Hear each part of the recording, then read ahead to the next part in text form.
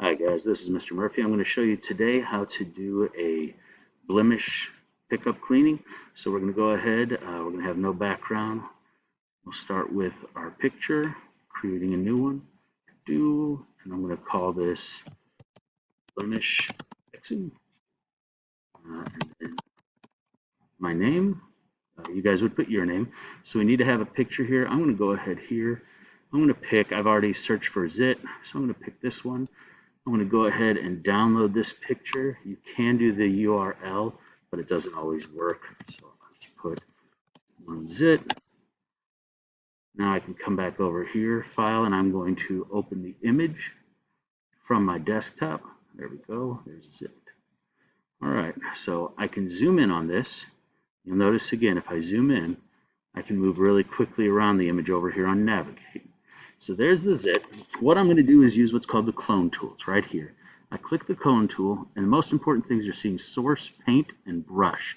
This is really important. So right now it's source. So what I'm going to do, I'm going to click source there. Whoa, that is too big. I need to drop that down to about, let's say 10. Do source again. Click source, and now watch what happens. It literally, everything that is in black is going to be copied over where the white is. If I come over here and do source again, source,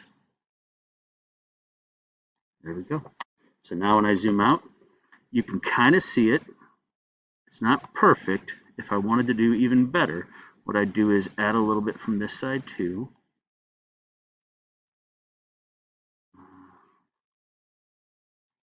Maybe a little bit there. Click it, add a little here. Click, make the new source there. Add it there. And kind of go back and forth trying to make this match. Again, not a perfect example, but I just want you guys to be able to kind of see what we're doing here. So you can kind of see how, again, we do this. It takes out the basic zit. Again, I didn't do a great job on this, but you see the idea.